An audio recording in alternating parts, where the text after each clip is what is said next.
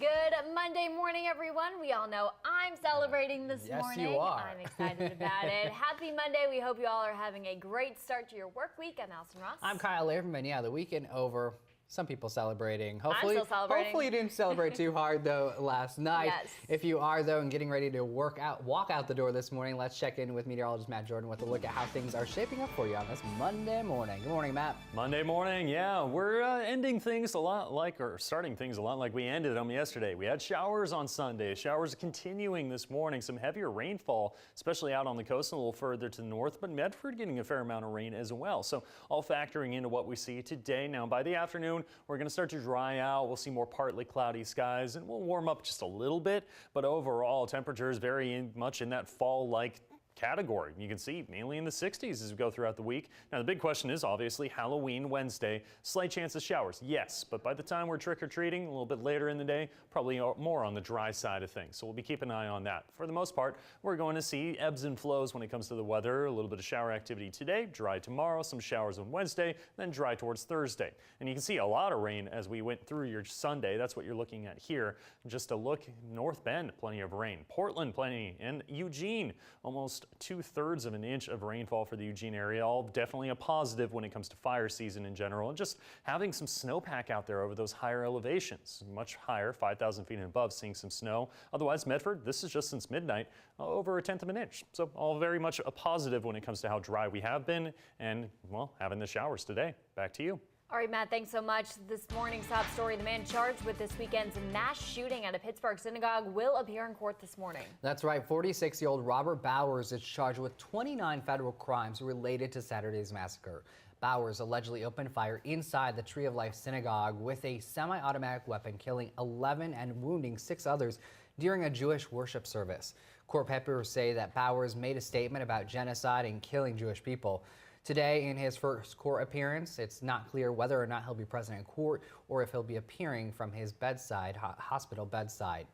Oregonians are coming together in the wake of the latest tragedy. It was standing room only as hundreds packed the sanctuary of the congregation Beth Israel in Portland for a peace gathering yesterday.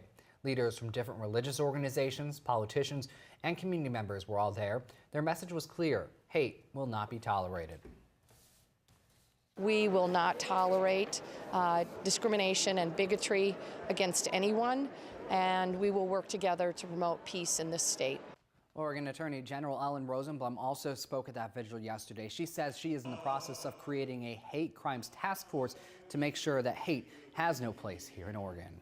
Meanwhile, the man who allegedly sent explosive devices to Democratic leaders and CNN will appear in court for the first time. 56-year-old Cesar Sayoc will appear in federal court in Miami. Then he's expected to be prosecuted in federal court in New York City. 5 of the 12 improvised devices Sayoc allegedly sent were recovered in New York.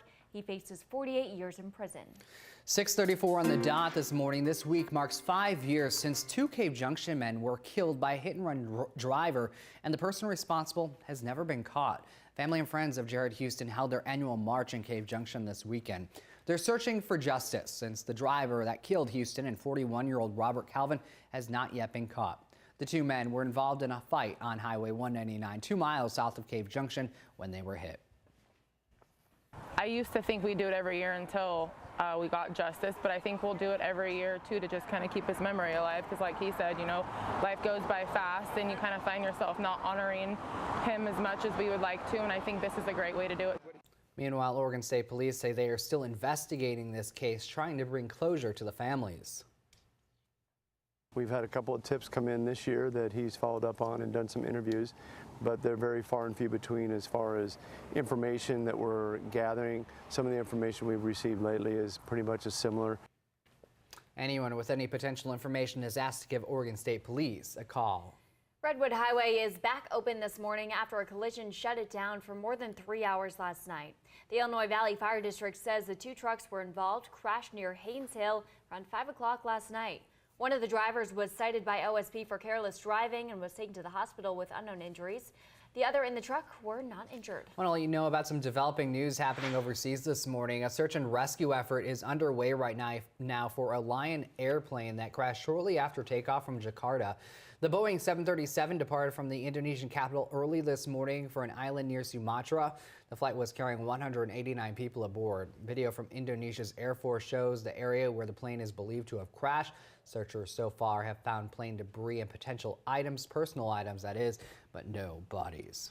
And turning to wildfire season, it's officially over in some parts of southern Oregon, but not everywhere. Both the Coos Forest Protection Association and the Douglas Forest Protection Association ended their fire seasons, but the Oregon Department of Forestry says they're still monitoring conditions. They have not declared the season over for Jackson and Josephine counties. Fire officials are reminding everyone it's still important to be cautious when burning debris or using fire in the woods. The Klondike fire burning in Josephine and Curry counties is expected to be fully contained by this week. Northwest Incident Management Team number 7 took control of that command post last night. The weekend rain helped fire crews. Containment has increased to 80%, and it's almost 174,500 acres in size.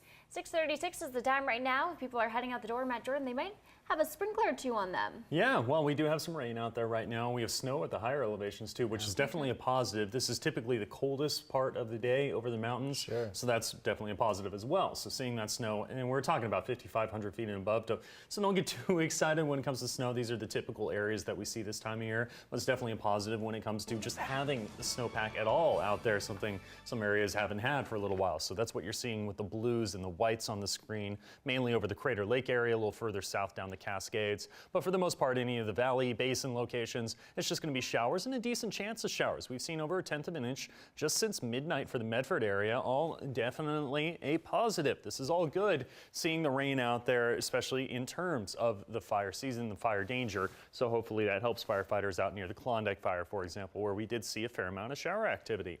Starting on the coast, rain and cloudy skies. Your highs about 55 to 58 degrees. Today, a lot of areas in the 50s, so a cool day overall. And for the most part, our temperature is not going to raise that much later in the week. For right now in the West Valleys, mostly cloudy, some scattered showers becoming less of a chance later this afternoon, but still seeing some showers continue. And east of the Cascades, mostly cloudy, scattered showers. Your highs in the 40s and 50s with some isolated showers possible later tonight. Back to you.